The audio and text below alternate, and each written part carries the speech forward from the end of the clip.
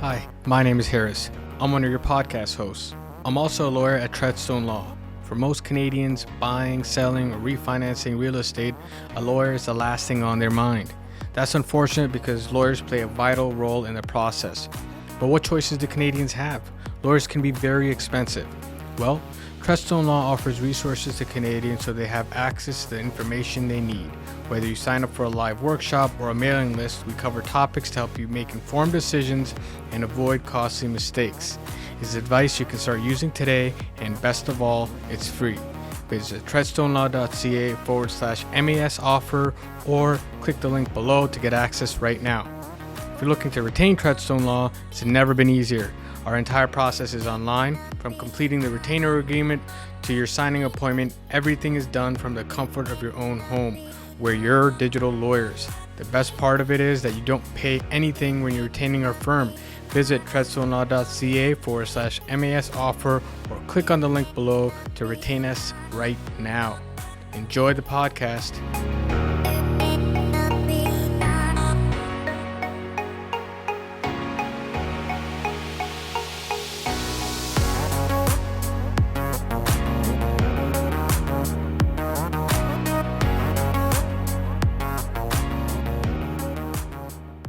Welcome everyone to another episode of Hustle and Grit. Today on our episode, we've got Chris Allard.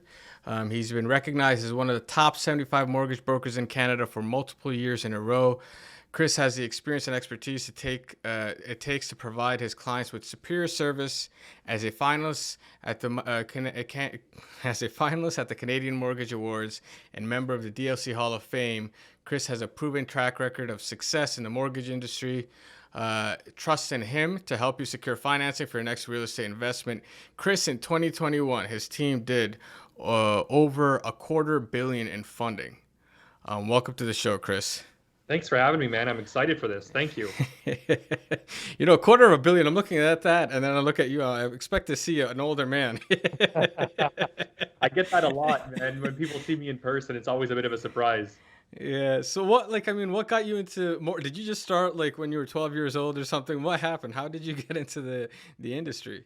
Yeah, great question. I've said this story a few times, but I mean, no one grows up saying they're going to be a mortgage broker. I don't think so. I definitely didn't expect to become a mortgage broker. But the true story is, I went for a beer one night with a friend of mine, and he was there with a friend of his, and the person was talking about his boat and his penthouse and his big SUV, and I thought all those things were really exciting. So I asked him what he did for a living, and he was a mortgage broker. And honestly, shortly thereafter, I signed up to be a mortgage agent. So I mean, that's kind of the silly story as to how I got into the business. But what kept you in the business then? Yeah. I mean, it's not a business cut out for everyone. Safe to say, not every broker is in a penthouse. Yeah, for sure. No, there's no doubt about that. I mean, very honestly, I mean, when I was younger, my old man worked at CMHC. He worked in bank branches, worked for a private lender. So I don't want to say that, mortgages were table talk at home, but I definitely probably understood it a little bit better than the average person that was 20 years old at the time. And it was, I don't want to say an easy transition, but I just understood it from the get-go, and I was super blessed. I mean, I joined a brokerage, Smart Debt Mortgages, that had really good people who were willing to help and who were willing to hold my hand through the process, right? So the broker owner here is Debbie Belair, and I had a mentor in Andrew Thake, and these are two rock stars in the industry as well that I'm super fortunate that I was linked up with from the beginning without realizing that they were such rock stars, So I'm really blessed to have good people around me. I think there's I don't know if you've read Rich Dad Poor Dad. Yeah.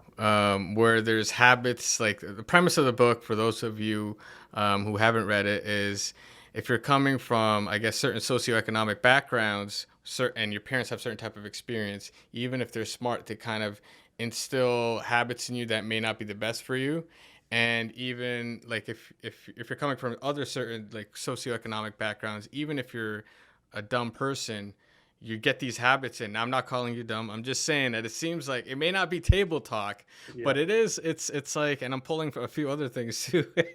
So also Malcolm Gladwell has a 10,000 hours, right? Yeah. So it's like when you're exposed to something, You're in the industry, you know what's going on, you know the kind of questions, even if it's like from a third party, very distant perspective, it's there.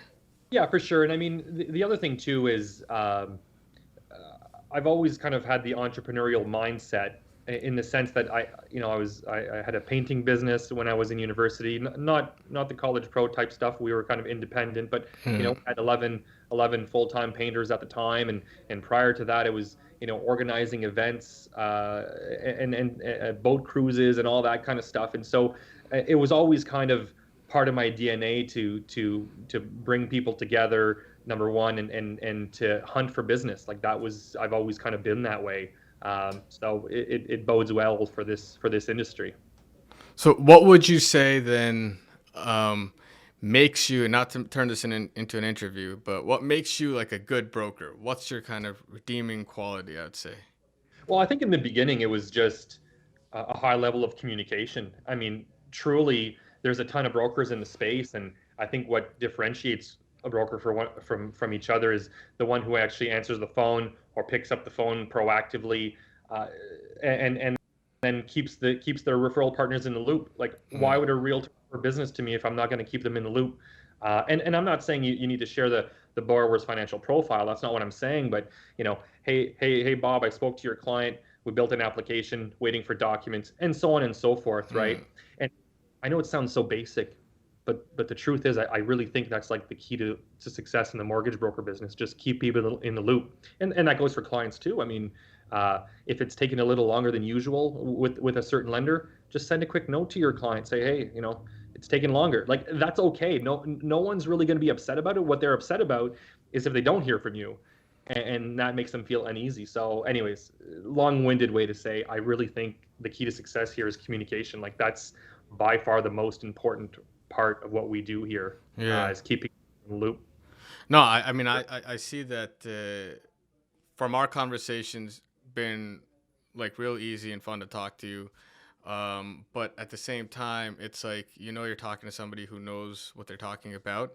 And I agree with the whole, like in the industry, there is a lot of people don't want to have those follow-up emails sent out or anything. We're kind of touching base on the status. And the clients feel like, you know what, this guy's forgotten about me, or he doesn't care, or there's tons of other things. Sometimes, you know what, it's the clients are going through a stressful situation. Like when you're buying a house, I mean, it's nice when you're picking out the house, right? But the real stress begins when you're talking to the broker and now you're really looking at your finances and you're figuring out like, okay, where am I going to get this money? How much is it going to cost me?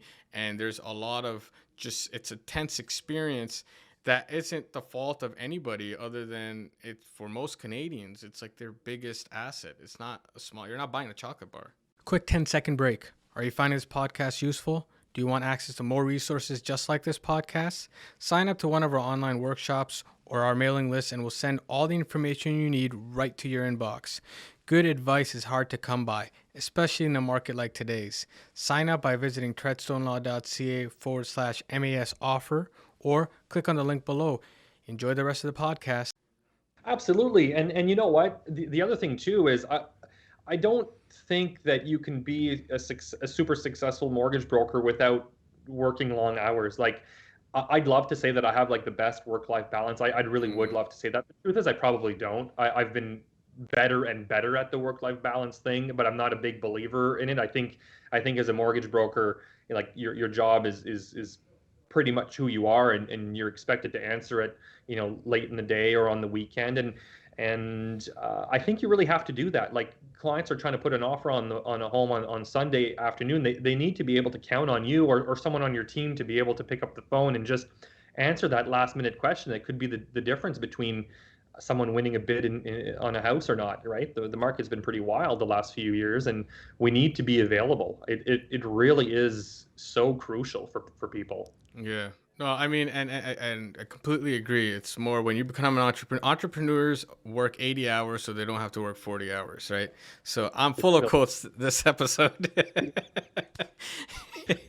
But it's like, but it's dynamic, right? You take the times off, I feel like, when you can, and Yeah. then you're really there to like, it's not, I feel like it is because it becomes an identity thing, right? For me at Yeah. least, being a lawyer, it's an identity thing. If somebody's calling me, it's not just the work I got to get done, it's something that I have to like do because it's a part of who I am at a, I wouldn't say existential level, but close to it.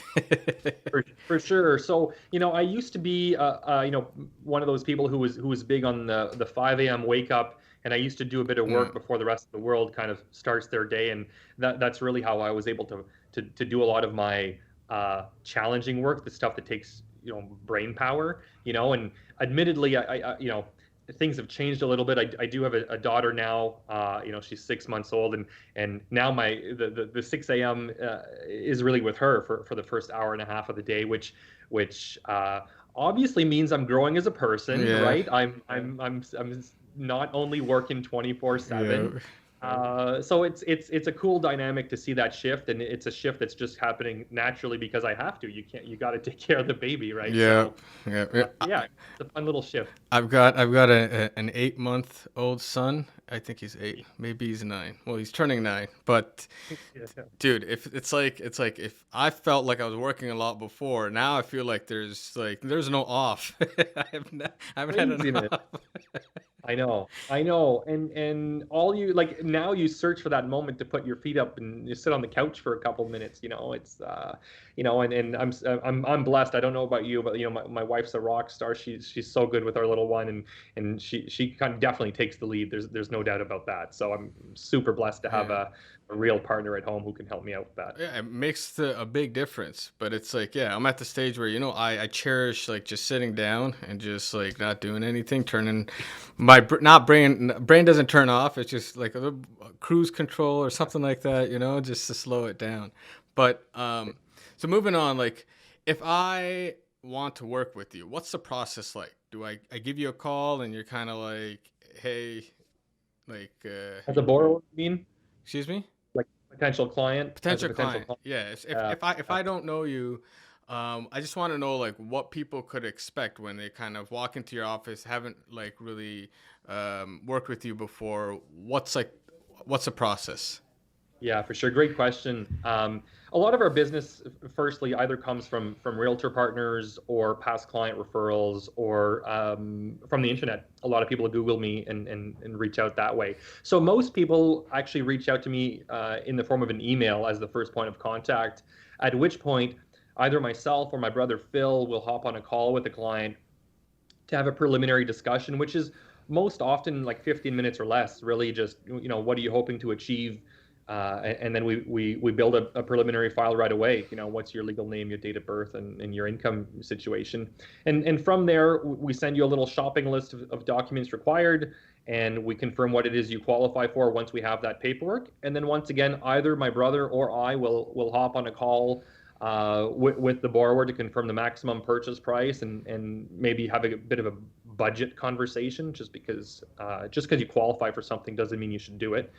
And that's really the kind of starting point of our process. It's really mostly phone based, I would say, which is different than what most people do these days. Most brokers are doing online applications, and we just found that when we do online applications, it's great, we love it, but we still have to end up phoning the borrowers to find out what the story is. And so we've realized that we just prefer to get the story up front. Who are you? What are you hoping to achieve? And let's just get the basics on the phone. So yeah, that's the starting point for us. So then, in terms of filling out the application, is it more like I have a conversation with you, get a good understanding of what I cannot afford, and then I go and fill out the application, or would you fill out the No, application for me, or? I'm basically doing it for you. I mean, within 10 minutes, I've asked you all the questions that I really need to know to be able to fill out that application. So as I'm talking to you, I'm building that application in that very first phone call.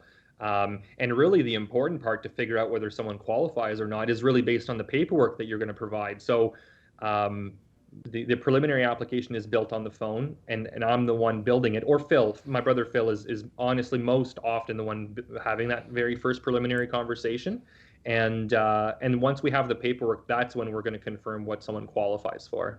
Okay, so then I'll have a conversation with you, send you the paperwork, you kind of verify the information, and then give me a number as to what my affordability is and where we can kind of move forward from there, or how I can move forward from there. Exactly. And then, if and when that borrower has purchased a house, or if it's a refinance situation, or what have you, Yeah. I will then hop on a call with the client, which is usually like a 45-minute phone conversation where we talk about pros and cons of, fixed rate mortgages and variable Mm. rate mortgages, more like generally speaking, and then the pros and cons of us setting you up at a bank or a credit union or a mortgage company. And then from there, we'll dive deep into specific rates, terms, and products available to you based on your specific profile. And I have the borrower pick the rate, term, product, and lender that they want. I really try to make it the borrower truly making the decisions, while I kind of nudge them in the direction that I'm hoping they go into. Yeah. And at which point we would then submit the kind of final approval to the lender at that point. Yeah. I mean, the best we can do as professionals is be advisors. It's up to the client to make the decision. You just give them the options. Absolutely. It's there's a lot of information on the internet these days. You can Google Yeah. endless information about mortgages, but I've actually noticed that there seems to be a lot of confusion in the last few years on some of the facts. And so the reason that 45-minute call is 45 minutes is really the first half hour of it is sharing knowledge and kind of debunking some of those myths that people might have, or what have you. And the last 15 minutes is really the decision-making process as to which lender, rate, and term we're going with. Yeah. I mean, to be honest, like, and I'm not in the finance space, but being a lawyer that practices the real estate side of it, I do get like, whiffs of like financial documents and stuff. It's still confusing to me. There's like a million different products: uninsurable or uninsured, insured, insurable, variable, Yeah. fixed. There's so many different products that I Yeah. find it difficult that somebody can, or I find it like hard to believe that somebody can kind of understand all of that, and they're buying their first home. Like one of the biggest things is like even every dollar is not the same. It doesn't matter. Like you could have, are you full time, contract, self employed? You could be making the same amount, but it's worth different, or it's looked at differently. Exactly, 100%. And honestly, that's why you people need to work with a mortgage broker. Like the do-it-yourself stuff is fair. There's a good percentage of the population that can, but mortgages are more complicated than it used to be. It's not a one size fits all. You can no longer say, hey, what's the best rate? Like that question is fully loaded at this point. Yeah. Is it less than 20% down, 20, 25, 30, 35% down? These all have different rates. Are you doing a mortgage over 25 years, 30 Mm. years? Different rates. Is the credit score above 720 or above 680 or 650? Different rates. Yeah. So it's a big Excel spreadsheet of rates now, and the question of what is the rate is a fully loaded question at this point. Yeah, and I feel like that's why brokers, personally, I just feel like, and I have nothing against the banks. Banks are great, but the banks have a limited, just because of regulations, they have a limited set of products, right, for like certain people. And so if you could pick the best product that the bank is offering for you, but it may not be the best product that you could have, right? You'd really have to go to a broker who has several different lenders. You've got A lenders, B lenders, alt lenders. There's different types of lenders, private lenders, and they're Yeah. all offering different things, right? I'm saying this stuff honestly, like I have some understanding of it, but I don't have a lot of understanding of the products that they're offering again, right?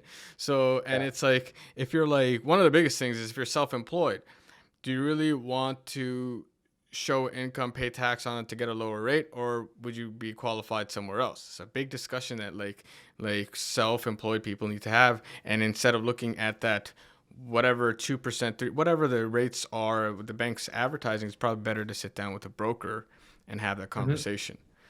So Absolutely. And I mean, we often there's many self-employed borrowers that we do a great deal of planning with, because we have to take into account tax strategies. And I'm not a mm, tax expert. You need to kind of have the accountant as part of that dialogue.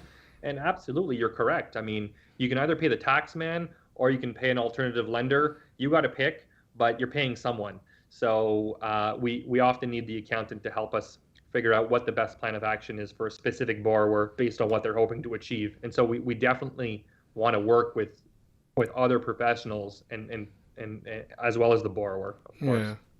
So, and I'm assuming your brokerage and with brokers and with COVID and stuff, everybody's kind of working online. But so you're servicing all of Ontario, but where's your like the bulk of your clientele?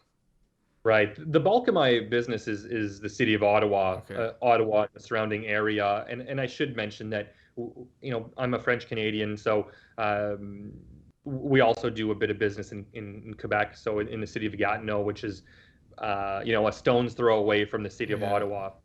So we do business in both provinces, with the bulk of our business being in the Ottawa region for sure. Yeah. Yeah. But Great so question. so the market like in the greater Toronto area is always on the news. Oh my God, 25-30% year over year. What's Ottawa looking like? Like how's Ottawa as a market? Are we seeing the same jumps in Ottawa? Yeah, we definitely are. The market is completely insane. I don't have the stats on the current average days on market for a home, but Mm, most of the properties just sell instantly. They go up for sale.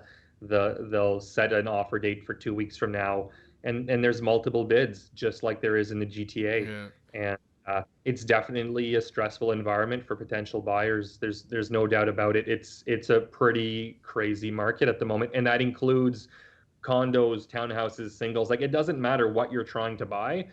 There's multiple offers in most cases. Oh wow. And then are people going in firm or are they putting in financing conditions? No, I mean, there's no room for conditions most of the time. I mean, if I could have it my way, every file, every potential buyer would put conditions of financing. I think it's a prudent thing to do and protect themselves, and it helps us too from a mortgage perspective. But the reality is, most often you can't really put financing conditions, and so that's why it's so important in the beginning of the process that my brother and I review the paperwork and have all documents up front to get you pre-approved, because there's no room for surprises. You have to get it right the first time. Yeah. Okay. So then when you're pre-approving the client. Has that process changed to like, has your process stayed the same since I think when did firm offers come back on the scene? Like last year? Yeah, So a couple of years ago for sure. You know what? Our process hasn't really changed, because for yeah, us, we always thought the pre-approval process is the important part of the process, and yeah, we should collect all income documents up front. If you don't, really, you're not pre-approved. We just had a wow, conversation. So, yeah, our process has not changed, yeah, COVID or after COVID or with the crazy market. The only thing that changed for us is the working from home part, or dealing with clients from a distance. I used to meet most of our clients even just 2.5 years ago. We almost forget that. Uh, yeah. and these, I haven't met a client in a couple of years, right? And it's the same process, just from a distance. And so there's a few shifts, but we have all the technology that we need to Yeah. do this from a distance. Yeah, no, the building the relationship is there. It sometimes, yeah, like I because nobody comes in our office anymore. It's like vacant now, so it's like, but like the meetings are much shorter. Everybody kind of gets to the point because everybody has all these other things they're normally at home, so that's kind of maybe a plus. Yeah. But the one thing that like I wanted to kind of speak about was one of the reasons why working with a mortgage broker is so important is because banks don't do the pre-approval. It's more like a pre-qualification. There a lot of the banks that I've seen. Okay, again, I'm not like hating on the banks, but I'm just saying that the banks, like if you're going into a TD or an RBC or whoever, what I've seen is get an offer in and then we'll approve you. But it's a very scary situation, at least for me, because I know that there's a lot of things that like, yeah, you're telling me that if I earn this much, this is the rate, this is my payment, but that may not be the case depending on where I'm earning, what I'm doing. And so, and if you check that out afterwards, and I've just put in a firm offer, and you're like, oh, well, where the money's coming from is not where we thought it was coming from. We can't qualify you, we can't extend this loan. That's a bit of a scary situation. Whereas with brokers, um, you guys can, I'm assuming that you can go through my profile and have a decent understanding because you've worked with the lenders, you know where my income is coming from. If you have all the papers up front to know what I can and can't qualify, it's not the same as a bank pre-qualifying. Those are kind of oranges versus apples. Is that right? Yeah, I would mostly agree. I think that, like, a bank can do a pre-approval if they choose to. It's Yeah. just not most commonly not really part of the process. But they could do pre-approvals, and we definitely spend a lot of time making sure that people are pre-approved by reviewing the paperwork. And absolutely, I mean, it's an advantage. It's a reason why people want to work with brokers. It's a reason why people want to work with our team. It's the reason why realtors refer so much business our way. The pre-approval process is super important. Now, I should comment, like, a pre-approval is not a guarantee that you will get Yeah. approved, because still outside factors that could come into play, such as maybe the lender doesn't like the property type, maybe they don't like the location, maybe there's something about the property that we didn't know in advance, and so you still have some form of risk as a buyer or borrower putting an offer with no conditions. But we definitely try to find as many ways as possible to mitigate that risk so that you can have a sense of confidence, and perhaps that means also having a backup plan, right? So sometimes if there's a file that's on the fence and you're trying to buy at the maximum budget, maybe we talk about the potential cosign option, or is there a way to have a bigger down payment if ever we needed to. We definitely talk about those plan B scenarios, because things happen sometimes, no Yeah. matter how much due diligence we do in advance. Yeah. No, and the thing is but that's the key, though. The due diligence is the key. So if you're going, I mean, and banks can do a pre-approval, but I haven't seen a lot of banks do that just because it's more work. You have to get Yeah. approved twice. That's what I think a lot of people don't understand, that you got to have get approved, and then your property has to get approved, right? And so by putting in your application first and then putting in an offer and then getting that approved, it's work basically twice on the file. The banks are like, we want to approve you and the property at the same time to see if we can.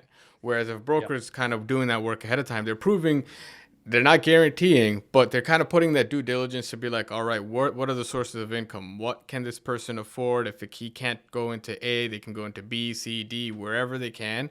And I feel like that is something that's like, you need to have several different options, because the market doesn't have any room for errors right now. And Yeah. and with a bank, it's like they just have a certain set of products, and it's like if you're a shoe size 10, they don't have 10, they'll put 11 on, right? It'll fit, it'll be loose, but it's not the best option for you. If you want to get 10, go to a broker. That's kind of my mindset, because there's Yeah. just For sure. I mean, hey, listen, I think once you're done with your career, you should become a mortgage broker, man. You're hitting every comment, you're saying all the right things. You sound like a pro. I love it. No, I because the thing is, this is so I went to law school in the States, right? And what I've seen is in the States, people use brokers more. In Canada, people use banks more, and I can't fathom to this day why. When I see that their system, right, even the biggest banks, they're in the broker channels, because a broker can better understand what's going on. They have several different options, and it's in the best interest of the borrower to go to somebody who can bring you to show your profile or look at 30 people, right? Yeah. And there's a lot of times where, like, okay, and what a lot of people don't understand is when you're going to a bank, they're looking at your profile. When you're going to a broker has a relationship with the bank. So the bank's going to be like, all right, we've overall got this risk profile, right? If this person's bringing us like this many good deals, maybe we could, there's like, there's more concessions. They understand there's trust in the broker as well and their work ethic, right? Because they've been dealing with the bank ongoing, and it's not like it's the first time that you're submitting a deal to a bank. Whereas if I'm a borrower, it's going to be the first time. They don't know who I am. That's a great thing that you bring up. Absolutely, the relationship matters. And I do often hear from clients saying, like, well, I've been a client of X bank for many years. I have a relationship with the bank. I love to ask that person, what's your banker's name? And Yeah, there is no answer to that question. yeah, And yeah, they realize the relationship maybe is not as strong as they yeah, thought. And the other thing too is, maybe you actually do have a great relationship with a specific banker. But the reality is your profile is X amount of money.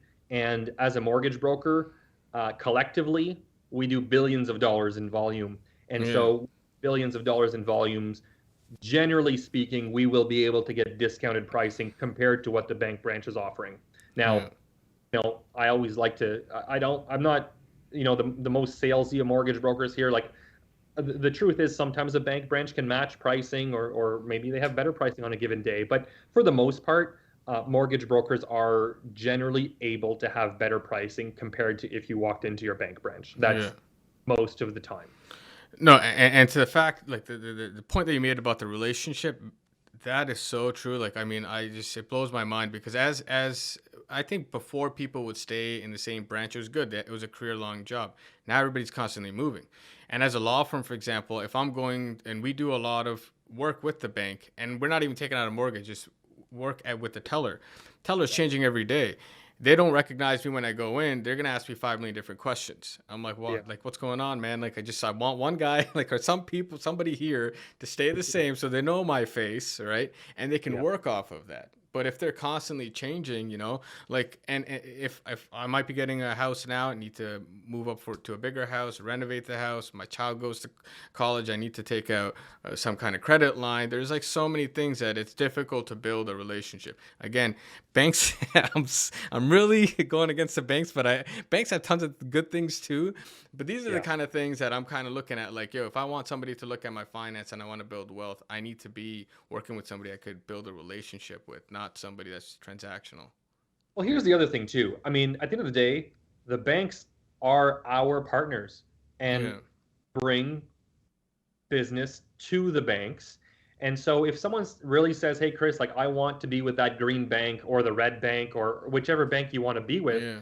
happy to do that mortgage for you and set you up at that bank if you'd like, right? So just because you're working with the mortgage broker does not mean that you need to go away from the bank that you really want to be with. If you have a specific reason why you want to be with a specific bank, most of the time we can probably accommodate that. And maybe that means there's certain concessions. I mean, we'll still do what we do and show you other options because it's our job to do it. But at the end of the day, the borrower picks. So if you'd Yeah. like to with your bank, hey, I'm happy to set you up there. But at least take the time to learn and speak to a true mortgage Yeah. professional who has knowledge among the whole industry, not just within the one financial institution. Yeah, no, 100%. I hope you enjoyed this episode of Hustle and Grit. If you want to get in touch with Chris, you can email him at chris@chrisallard.ca. His contact information is in the description below. If you'd like to get in touch with Treadstone Law, visit treadstone.ca, or you can sign up to one of our many resources at treadstonelaw.ca/MAS offer. Until the next episode, take care.